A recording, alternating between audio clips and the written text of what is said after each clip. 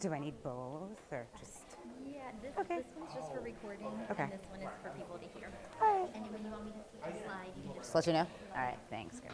So good evening. Like Natalia said, my name is Ashley Cook Plymouth, and I am the Director of Literacy, Language, which means World and Classical Languages in city schools, and Culture, which encompasses social studies curriculum, fine arts curriculum, English language arts curriculum, any of the foreign languages that our schools offer from grades kindergarten all the way to 12th grade.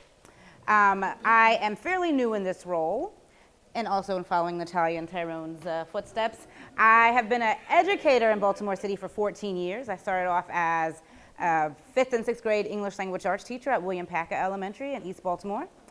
And from that role, I did a teacher fellow position in the central office back 7 years ago when we had first started doing our own district grown curriculum. And I'll talk a little bit about that as I take us through our journey to where we are today.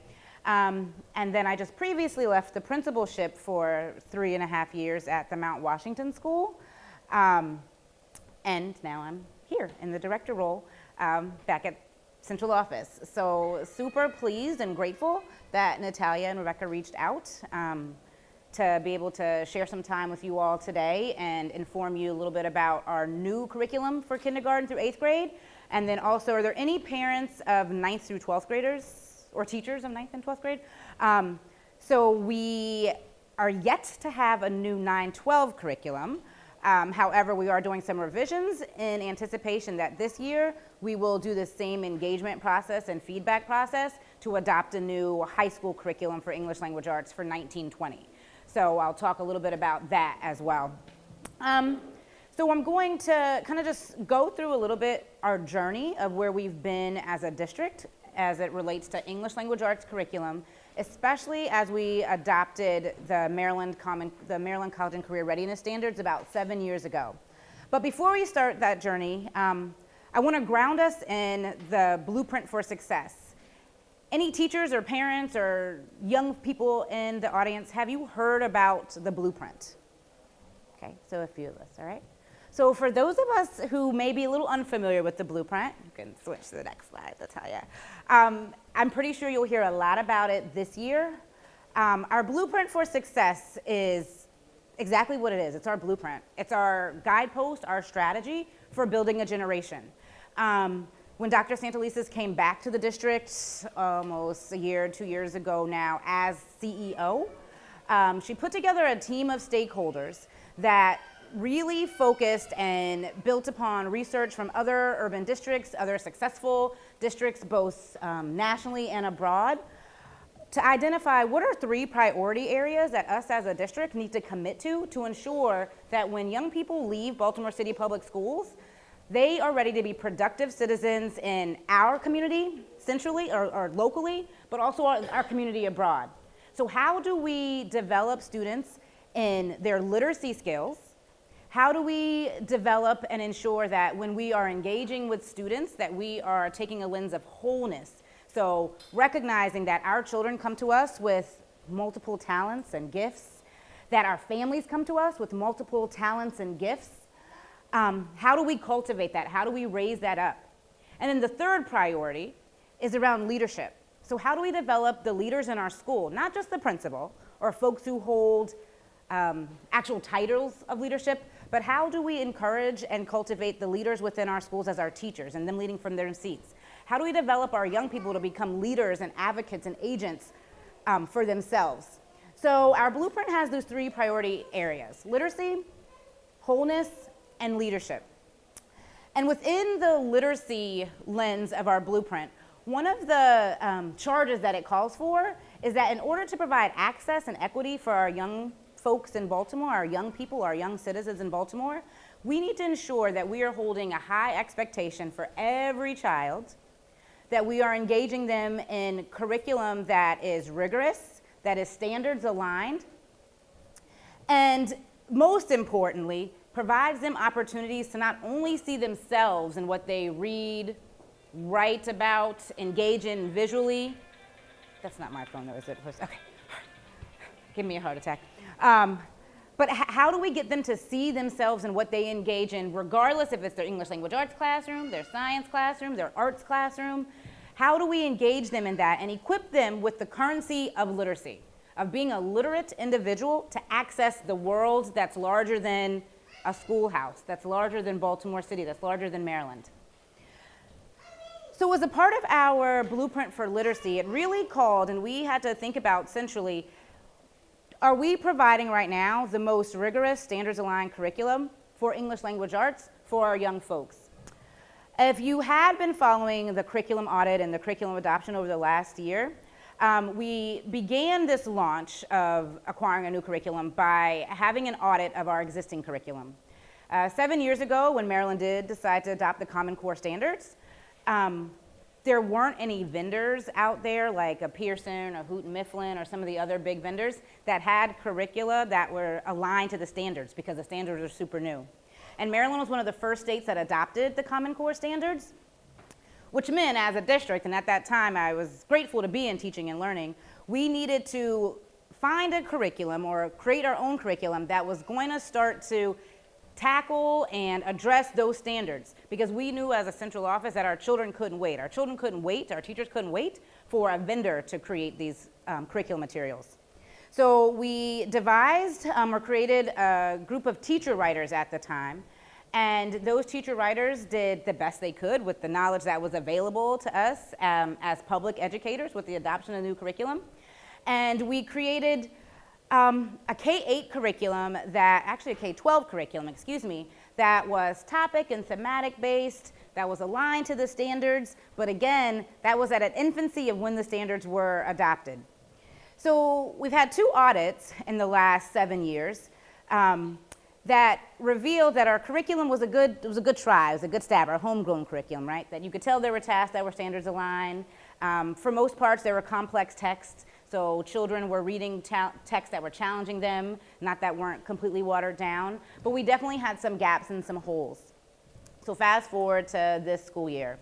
Now that as a field, we are more knowledgeable about what the standards mean and what it means to meet those standards, there have been additional curriculum vendors who have created standards-aligned curriculum. So we launched a request for proposal this past winter and received about 15 to 20 different vendors that submitted curriculum programs.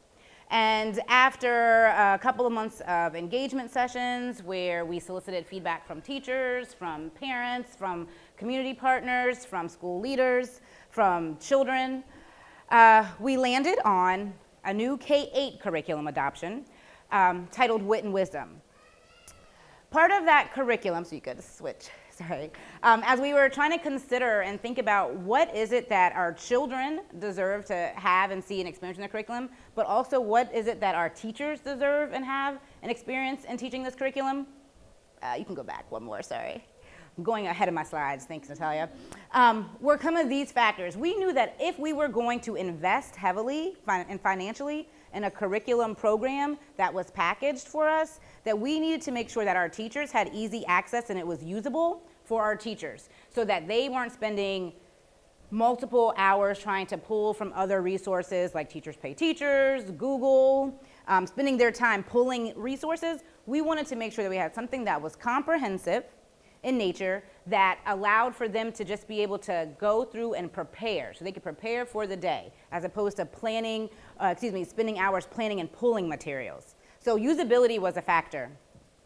We also knew that we wanted a curriculum that was culturally relevant. So culturally relevant within content, but also knowing that it needed to be able to foster opportunities for culturally relevant pedagogy.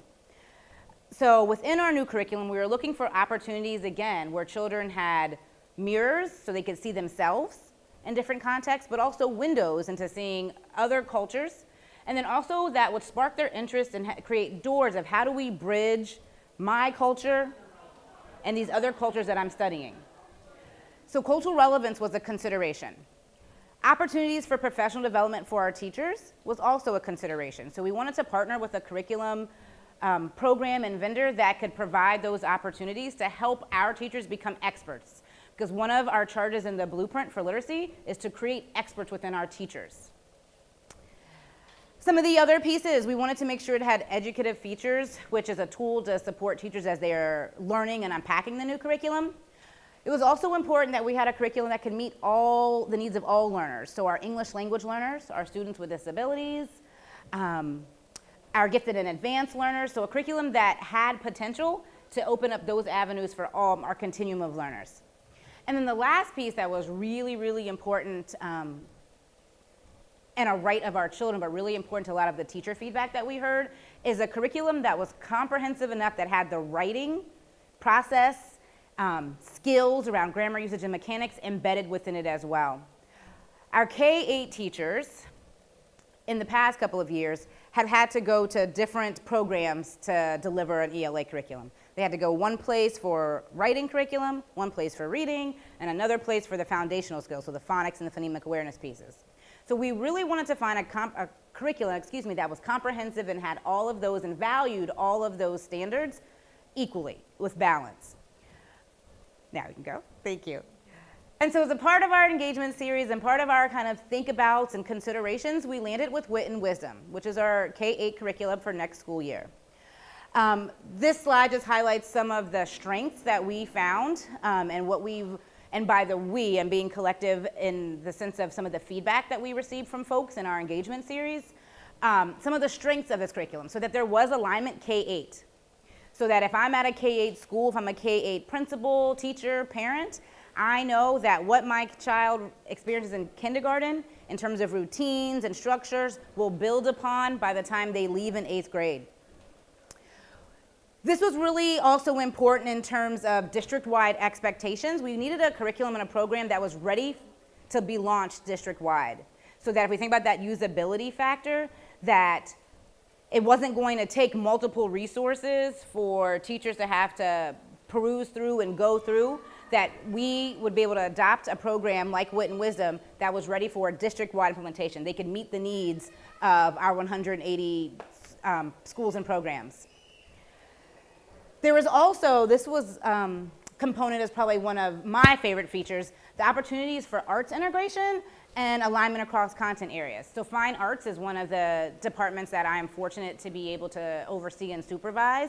But as we think about the whole child, many of our children are super talented and have gifts in arts, right? So they're musically talented, they're visually talented. And within Wit and Wisdom, visual arts and art pieces are considered text. So as your students kindergarten through 8th grade are in their ELA classroom, not only will they read novels and engage in watching videos as text and speeches as text, they will analyze pieces of art and works of art as text. Yes? Question. So are we completely done with Springboard? Is that done, over with altogether? Or is that still? That's a really great question. So we are in a transition with Springboard. And for those of you who might not be familiar with Springboard, so Springboard is a curriculum program that's a part of the College Board. And the way that we've used it in city schools for the last few years is as the honors curriculum for our students that are in honors classes. The reason why I said that we're in transition, we have some schools who are deciding this year that they want to do Wit and Wisdom for all their students, whether it's honors or non-honors. Those who are not using that option, for our 8th graders that are in honors, they have to have a grade above. Wit and Wisdom currently doesn't go to high school, so there are some schools who are going to be using the 9th grade Springboard as that option. And then as we look to adopt our next high school curriculum, that might have some implications on where Springboard stands. So thanks for asking that. Yes? So you're describing this as a new curriculum, so is this to replace whatever curriculum is there now?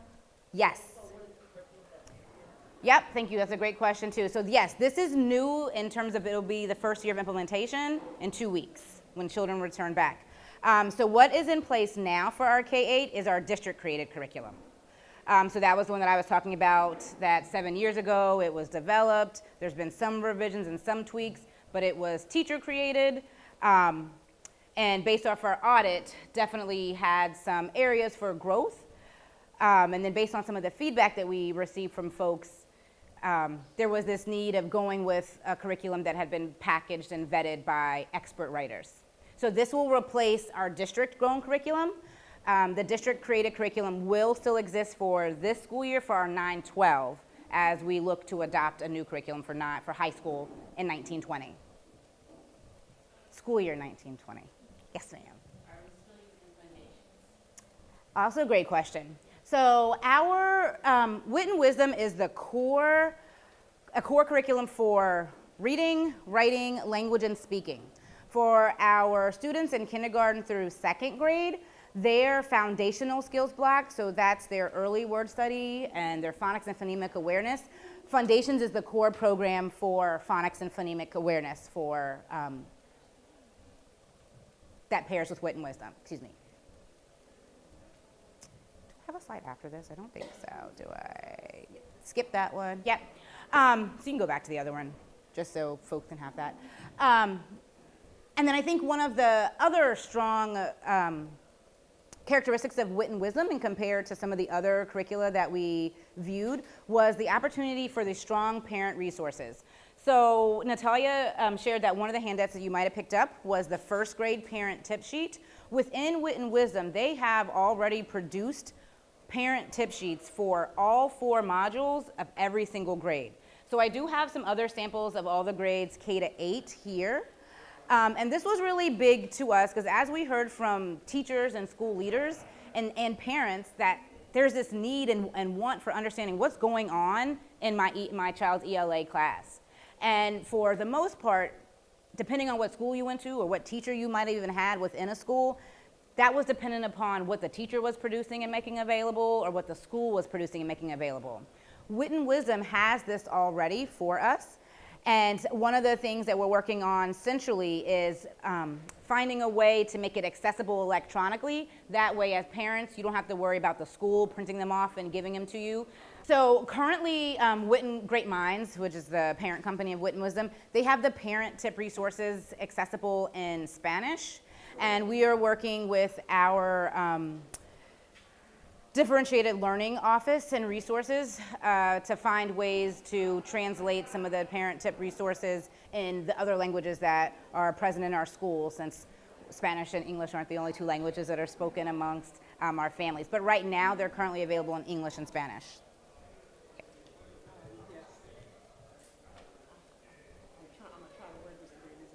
Yeah. Since this is K through 8, and we're going to have one developed for 9 through 12, will this align so that as they leave 8th grade and then move into 9 through 12, will this align so that once they get to the 9th grade, they will be able to still pick up on the content? Yep, so that's a great question. So what will align and what doesn't change and what the curriculum is not going to change is the scope of standards. So the standards that Maryland has adopted, K-12, are staying the same. What we are hopeful, and we will see how this pans out as we engage in adopting a 9-12 curriculum, is that whatever that 9-12 potential curriculum would be, that in terms of like topics and themes, that it will be a build upon what we find in Wit and Wisdom. I think I have 1 minute. So in this minute, because there will be time for more questions, right? I do not want to neglect 9-12.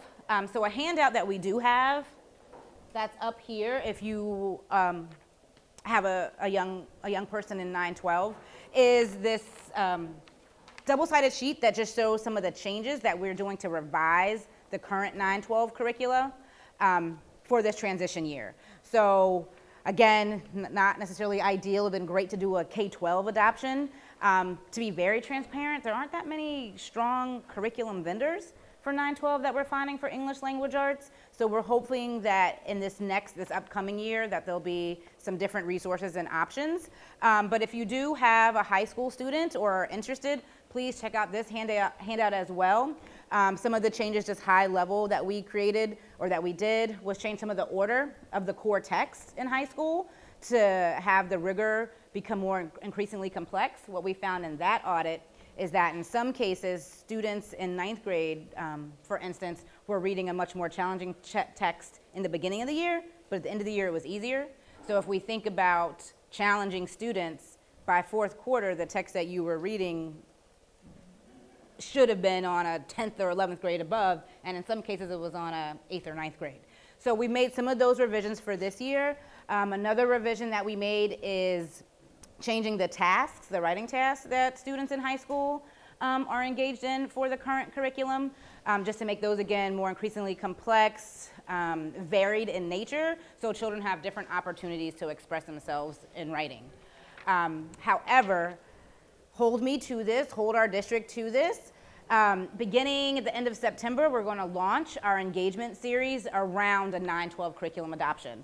So we have a little bit more time this year than we did for K-8 to begin those feedback and engagement series and hearing from all of our stakeholders and what we would like to see in a 9-12 ELA curriculum. So make sure that as you are engaging with your schools, following the board meetings, in whichever ways that you receive information, make sure that you don't miss out on those opportunities to get some feedback and input in on the potential 9-12 ELA curriculum. Can I answer one more question, or do we have to wait?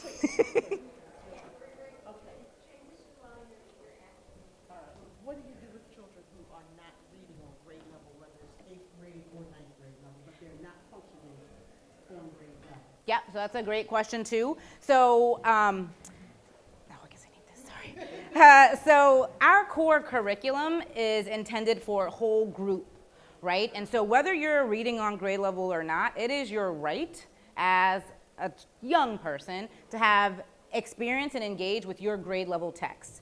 So interventions that schools currently use, accommodations and modifications for our children that receive individual education plans and IEP services, those will still exist.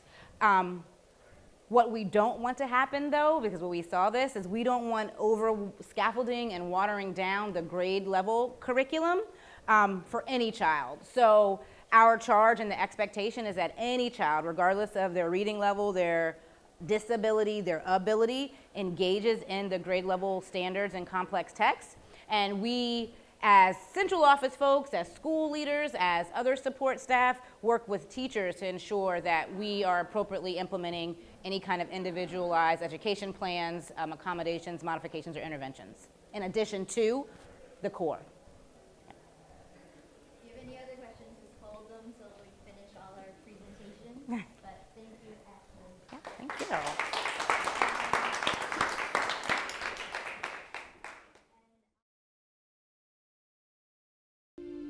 My son is a handsome young man, like a movie star.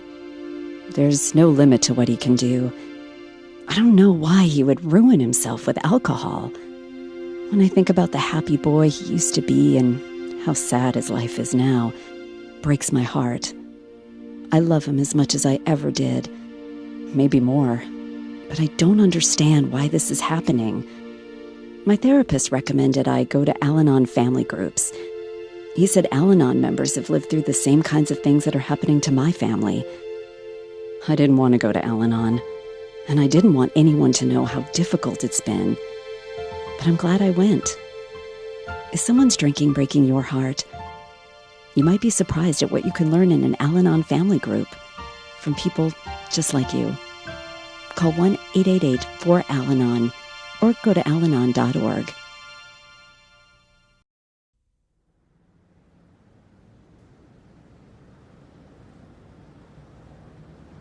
My name is Clint. I'm an alcoholic. My name is Victoria. I'm Justin H. I'm an alcoholic. My name's Danielle, and I'm an alcoholic. My name's Mark. I'm an alcoholic. My name is Dorothy T., and I am an alcoholic. For so long, alcohol has sort of been there for me to sort of see me through social situations. I didn't really know how to communicate. I had no friends. I burned every single bridge. My family had cut ties for me. I was unemployable and all of those things because, drinking was more important than anything else. I had my last drink when I was sitting at a bus stop in Savannah, Georgia. My journey in AA started years ago when I reached the outside limits of my desperation. I really wanted to quit drinking. I just couldn't stop on my own. And you know, I remember when I woke up on the day that I got sober, I felt something inside of me tell me that I could go to AA. And then these people, you know, just gathered around me, and it was just an amazing experience because that was the fellowship in action in my life. They took me to Alcoholics Anonymous. Alcoholics Anonymous has saved my life. The moral of my story today. Hi, I'm here for my flu shot, and I understand that there are options for people who are 65 and older. There are, but you don't look 65. It's very flattering, but you know who I am. I just turned 65, and I know the immune system gets weaker with age. Well, I don't think that we've met, but there's no way you were 65. What if I said I only have one life to live, so I need protection against the flu? How about who's the boss of my health? You've never seen Who's the Boss? Oh, my boss is in the back. See? Flu season is here, and people 65 and older need to ask about the vaccine made specifically for their age. And it's particularly important for people who have conditions like heart disease and diabetes. Judith Hawaii, great seeing you. Come on back. Visit the National Council on Aging at ncoa.org/flu to learn more and talk to your doctor about vaccine options for people 65 and older. Look, I'm really sorry about that. I thought you were 35. Don't apologize.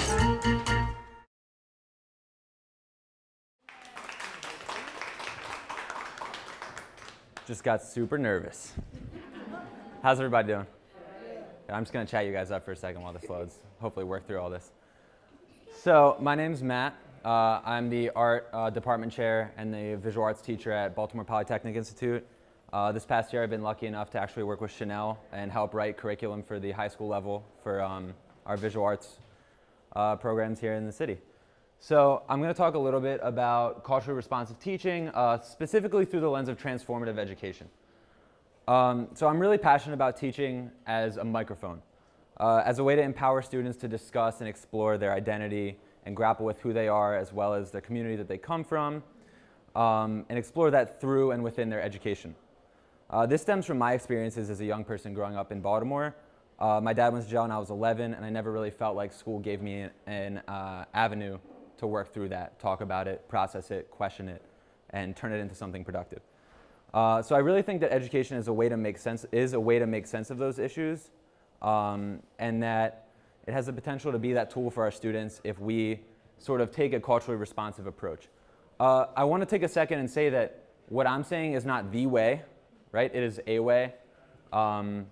That's been kind of came up by Paulo Freire and a few other people, but we're going to hear from a lot of fantastic teachers in a few minutes who have other ways that they're going about it. But the way that I think about it is really summed up by this here, that culturally responsive teaching isn't a teacher working for a student or a teacher working about a student, but a teacher and a district working with students, with communities, with families. Next slide, please. So I want to talk about what it's not. So transformative education came up, a little bit of history, and speaking about how a lot of our education looked. In history, it came up in a direct response to a standardized approach to education, which in a lot of ways was established to help train students as factory workers, to help de-skill and produce populations that were fit to work in factories. This denied students the questioning, problem solving, and critical thinking skills that allow for social mobility, problem solving. Brief aside, I don't think that knowledge is something that should be controlled or given at the discretion of a teacher, right? Standardized education in this kind of lens views it in that way. In their attempts to address and meet the needs of society as a whole at the time, it ignored the individual needs of students and communities. It denied students the opportunities to formulate their own goals, their own beliefs, their own ideas. And I think that this is really important. It encouraged dependency and passivity, as well as distorts a student's view by presenting an absolute truth, right? Which kind of undermines the social consciousness that's needed to bring about change and reform. Next slide, please. So as a result of it, this style of teaching came about called transfer of knowledge approach. Basically, a student, if we think about a student for a second as a receptacle, a teacher puts something in the receptacle, now you've got your knowledge, right? It's a way in which learning and knowledge or understanding is treated as if it's an object to be given to a student, passed down. Oftentimes that's prescribed with little to no input by communities, students, stakeholders, parents. And they're pretty burdensome, right? mostly because they deny students a voice in their education and therefore they don't work. Wow, just got loud. It continues to produce an enormous amount of student resentment and resistance because students don't feel that they have a voice in their education. And if we look on a larger scale, it produces resistance and resentment amongst communities that the schools serve because communities feel that they don't have a voice in their child's education. Next slide, please. So what is cultural relevance or culturally responsive or reality pedagogy or any of those other ways that we could say it? So it's generative, right? I'm going to stick to this script because I know I've only got like 10 minutes. It's generative. It focuses on large connected themes, and it problematizes ourselves and our context. What I mean by that is it takes ourselves, takes our context, and takes our reality, and it makes that the center of the curriculum. It makes that the center of learning, the center of discussion. So that all of the learning stems out of questioning, criticizing, looking at with a critical lens where we come from, who we are, why we are the way we are, the world that's around us. So in that sense, it's relevant not just to our lives, but to our culture, our communities, and our history.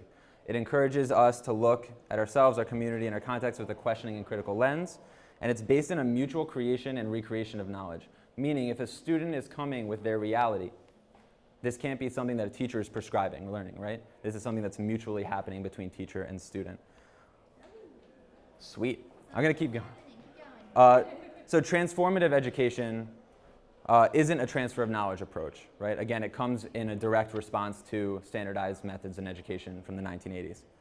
And since learning is centered around students' context and lived experience, there's no way that it could ever be predetermined and passed down from a teacher to a student. We can have a curricular basis, right? But the learning, the dialogue, the questioning has to come from our students' realities. Chris Emden, by the way, teaches at Columbia Teachers College, wrote a book about this, centered on reality pedagogy. It's called For White Folks Who Teach in the Hood and the Rest of Y'all Too. It's a great book. Don't let the title fool you. It's a great book. Great book. So discussion, brainstorming, and research are essential to learning in this kind of process, and they're all, again, grounded in students' realities. Next slide, please. So situating what we do and what we teach and how we teach, not just what we teach, but how we teach within the communities we serve is incredibly important because students don't exist in a bubble, right? They have entire lives and circumstances outside of the classrooms that I occupy and the schools that some of the teachers here occupy. And so contextualizing our pedagogy and student learning within their experiences are essential. To do this, obviously, relationship building is crucial. You need to know your kids. But the other thing that's really important is experiencing firsthand the community that you serve, right? Walk around the neighborhood that you teach in, get your hair cut at the local barbershop, play basketball, go to the corner store, right? If you've got hair, get your hair cut. Mine's going away pretty quick, but, right? Get to know students' realities so that we can better contextualize learning within our classrooms. Next slide, please. This is essential because a student is more likely to be influenced by background discourse than how a teacher teaches, right? Since their background discourse, their reality is their means of deciphering everything.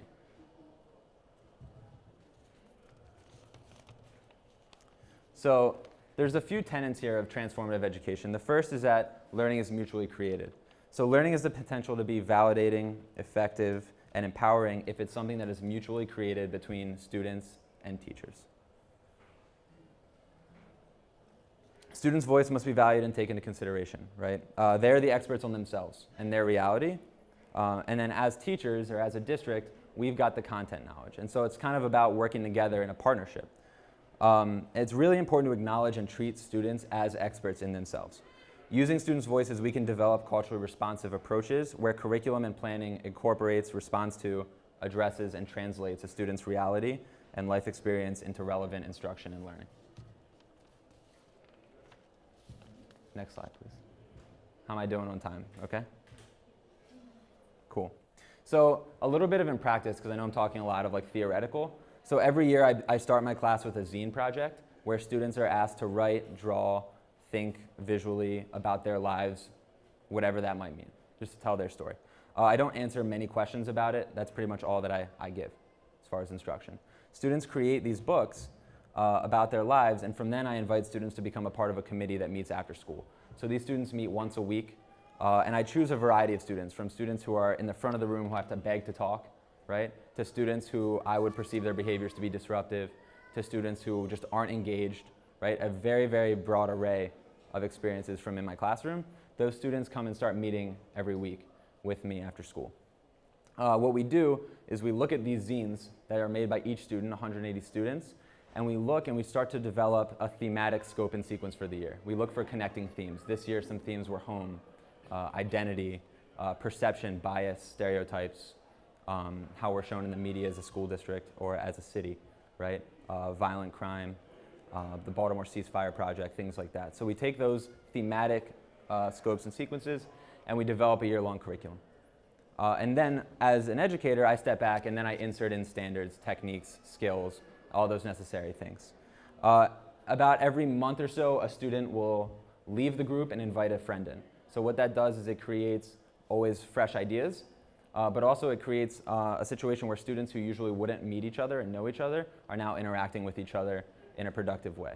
So the student who is really disruptive is probably not going to be interacting very often with that kid who's in the front of the room who's like afraid to talk in class, right?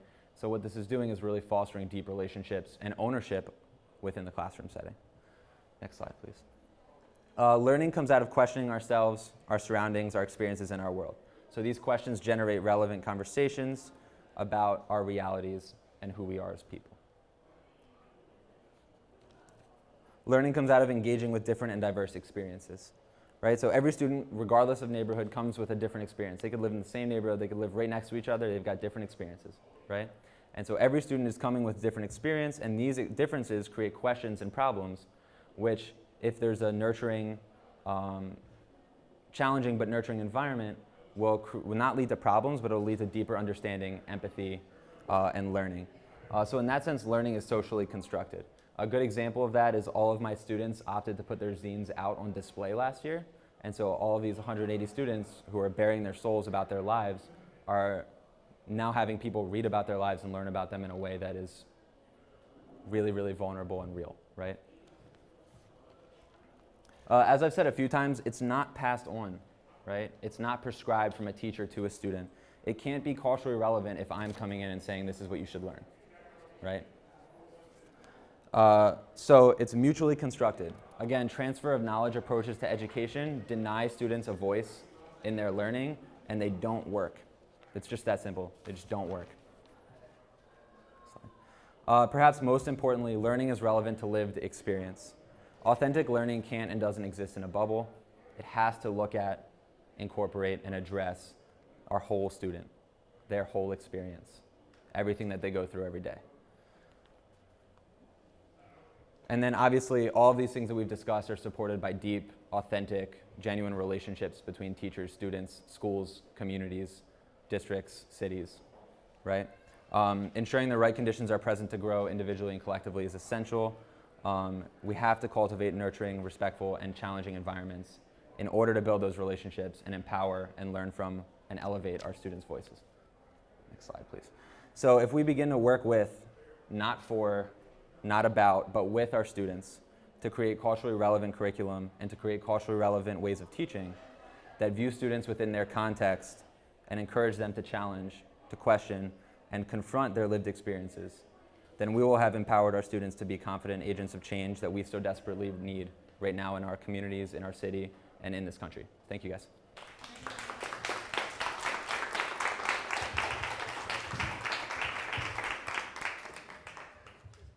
Yeah.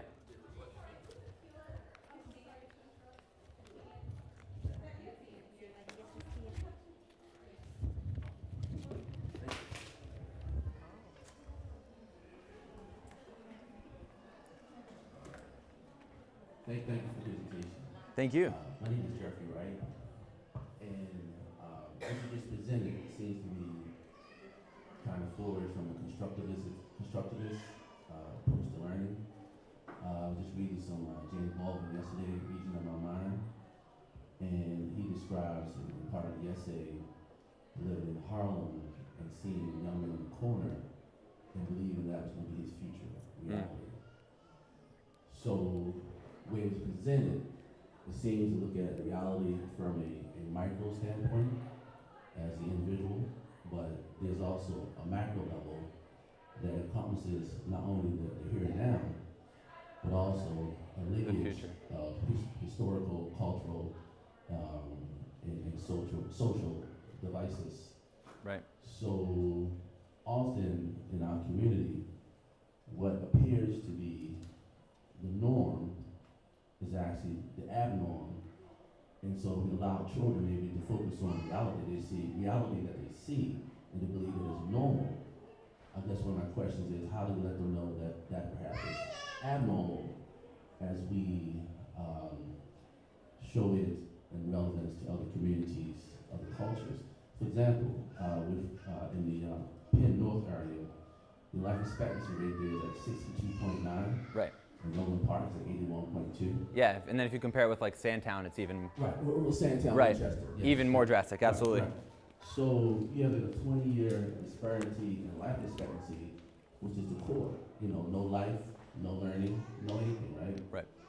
So, you know, that reality, in my opinion, has to be really connected to, and this can be some very touchy subjects here, some very touchy conversation, like why does this exist? Absolutely. Unhinged. Absolutely. You know, wrong, right? You know, Absolutely. Exactly. So again, the whole thing about one reality, it makes sense in the normal sense, right, of living and being. But in the abnormal sense of living, if we contend that that's real, and it's real because you've done something, your parents have done something, and Baldwin was really deep into this, right? Sure. And Wes Moore says something about it in his book about Right, we're the Wes, product yeah. of others' expectations that we internalize as ourselves. Absolutely. As well, exactly. So, yeah, so I guess those conversations have to be brokered in order for real change to occur. Yeah, definitely. I don't want it to seem like I'm just like coming in and being like, hey, we're going to talk about this stuff, right? It's planned out. It's thought out. Can you guys hear me? All right, I get super nervous with the mic. I'm not going to do it. Sorry, Natalia. But these are conversations that are planned, structured, thought through with students, right? Not just me sitting in my room saying, all right, we're going to talk about redlining today and why the life expectancy in Sandtown, Winchester is so much lower, right? But these are talked about and broached with students who are doing research, who are doing research, who are learning, who are challenging, right? These aren't just conversations to be like, yeah, let's talk about our reality and then let's let it go. These are conversations to say, this is our reality. Well, why is this our reality? How can we challenge this? How can we move forward? What are some solutions, right? Especially as an art teacher, using design thinking and things like that, I'm in a great position to work with students to challenge those things and create art that processes those things to move forward. So it's definitely not just about being like, this is where we are and this is it, right?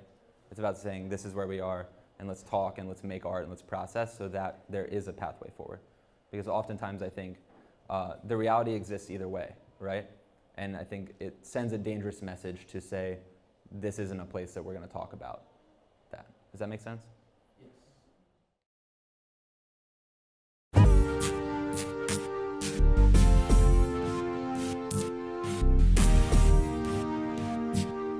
With our world population now over 7 billion people, it's important that we stay connected to our global neighbors more than ever.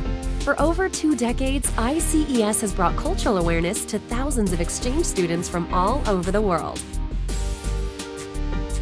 Thanks to my host family, I had the chance to travel, enjoy American sports, and volunteer in their community. This has been one of the best things I've ever done. My family's hosted foreign exchange students for the past 12 years, and every year it's like adding a new member to our family.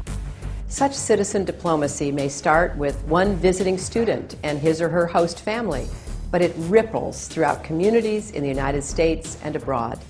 Many exchange students return home with positive impressions of America, and they go on to become leaders in their own countries. I'm able to share my culture with my host family, and from that experience I've made lifelong friends. There's no better way to learn firsthand about a foreign country and its culture than from the perspective of an exchange student who has grown up there. Each year, thousands of American families think globally and act locally by hosting a high school exchange student for an academic year or a semester. ICES, bringing the world closer, one smile at a time.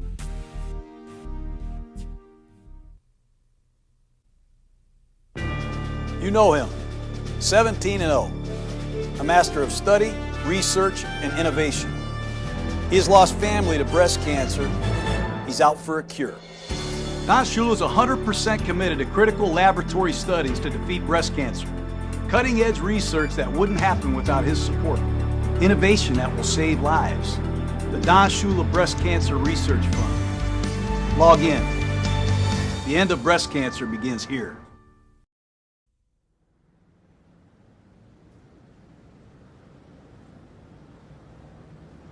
My name is Clint. I'm an alcoholic. My name is Victoria. I'm Justin H. I'm an alcoholic. My name's Danielle, and I'm an alcoholic. My name's Mark. I'm an alcoholic. My name is Dorothy T., and I am an alcoholic.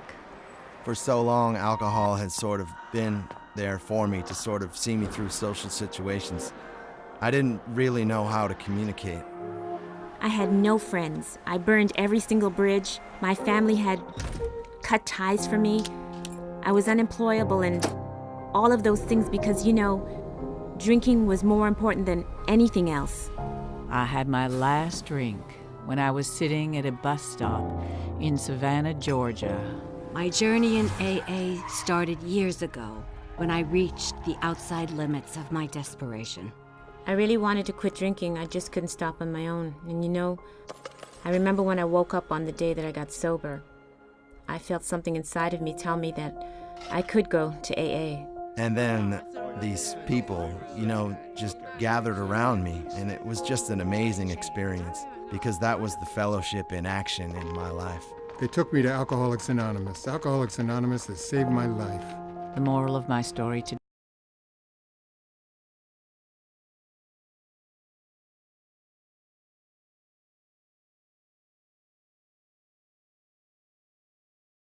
Central office, school levels, comprehensively, what we haven't defined is that. It's like, what is our shared understanding and our shared approach of what it means to be a culturally responsive teacher? I think that no time more than now is the time for us as a collective district, again, not just those of us who work in central office, but how do we start to create a shared meaning and understanding, definition of when I'm at Booker T, that every teacher at Booker T, the principal, the assistant principal, has the same understanding of what it means to be a culturally responsive teacher than if I went to my former school at Mount Washington, that all those teachers, that new principal have that same shared understanding. And right now in the district, we don't have that. I am also very optimistic and hopeful, and we do have some, because the conversation has started and it's there, to come, right, beginning this year, is the fostering of those conversations and pulling together teachers like that are on our panel here today, students, parents, to start to create and have that buzz and those conversations around what is, if I send I send my children to Baltimore City Public Schools in 2 years, I want, as a parent, to know that answer. What as a district are we saying is culturally responsive and pedagogy and teaching? And we're not there yet, but it is to come. So I'm going to put not the question back on, but kind of like a charge to all the folks that are in here, that this is what our buzz needs to be. As you are in your schools, as you are at board meetings, as you are talking with your fellow parents and neighbors and community, that needs to be the push. Like, we need to have a shared definition of what it means as a Baltimore City teacher, even if I'm not from Baltimore. I wasn't from Baltimore. I look like my kids, but it was about relationships though, right? But not every teacher can do that. So what is our definition, and how then are we going to support any educator that is in front of kids to become a culturally responsive educator? So that wasn't the answer to your question, but it was very hard. It was actually.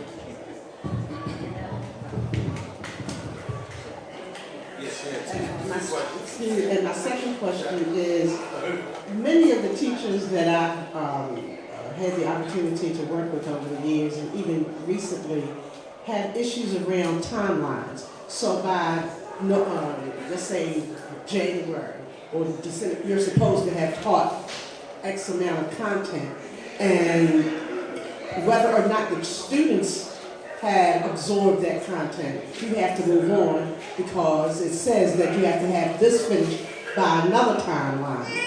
how does that get addressed when we're looking at the whole issue around this new written wisdom curriculum, and how will the children get connected to that? Yep.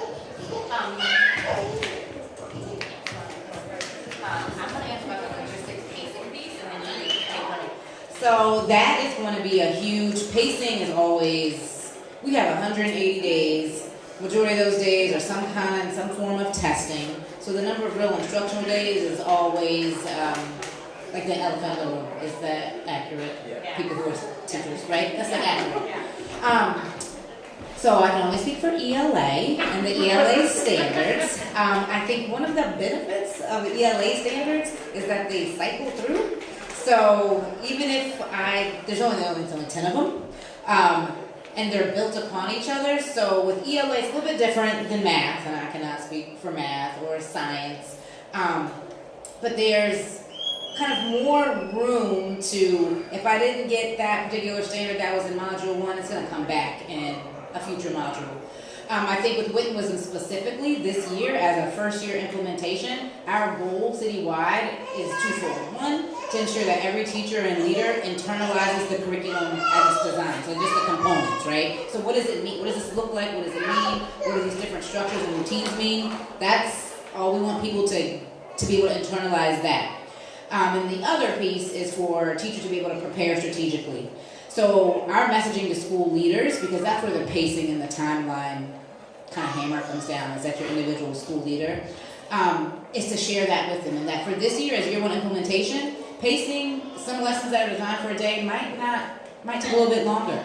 I might not get through all 4 modules this school year, but as long as teachers are internalizing the structures of the curriculum, please note that I didn't say that they are making sure that every kid reads this specific text, because it's about the standards and the routines that is going to affect pacing year 1, and that's okay. Because as long as our students are exposed to their grade level standards, and we're making room as educators to build those relationships and build that culture so that they will engage in whatever text I expose them to, that's going to affect pacing, and that's okay. So for year 1, our pacing is going to be an issue, but that's what happens when you adopt something new.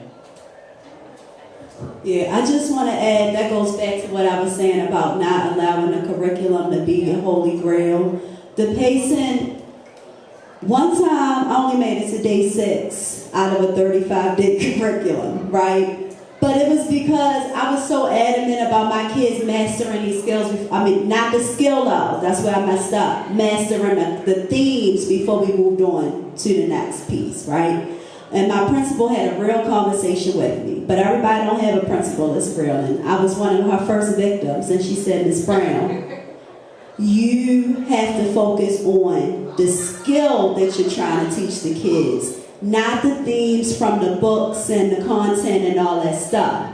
So whatever you need to do to get them in, so if the standard is for them to be able to draw evidence from a literary source, right? It doesn't matter what day you want and all that stuff. Make sure that your kids can draw evidence from a literary source. And once she gave me permission, because a lot of teachers don't feel like they have permission, and I think that's something that the district should understand. They don't feel like they have permission to tear apart the curriculum. She gave me permission to do that. She said you put the standards and the skills that you're trying to teach your kids from first. She said go all the way to the back, know what standards are going to come out at the end of this task.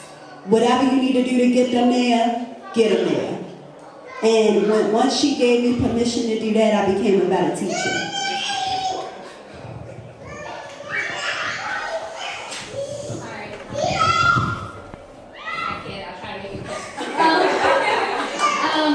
So I am an environmental educator, and I basically go to schools and I educate teachers on how to teach outside and use the outdoors to teach.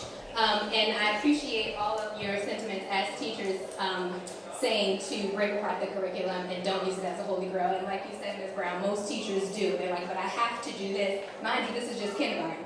So they're like, I have to do this. The kids need to do this. And I'm like, the kids can learn how to count to 5 by going outside and counting rocks and sticks and leaves. It's not that serious. It's just kindergarten. But my question was, hold on, where is it? With this new curriculum, Wit and Wisdom, is there, will there be a source online for vendors to go to view it so we can learn what's in there and how to educate teachers, for me especially, how to educate teachers on how to use these standards or meet these standards but do it outside?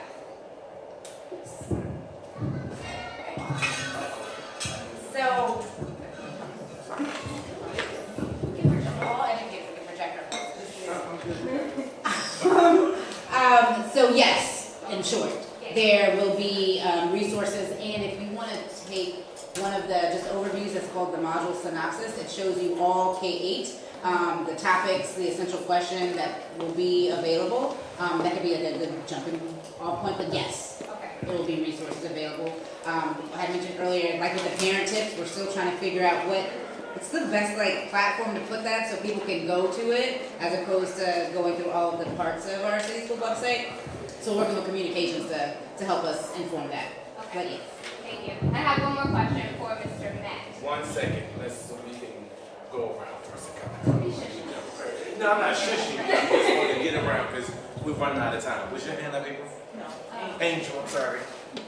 Anybody else? You have any questions, or you don't have any questions? Okay. I'm sorry.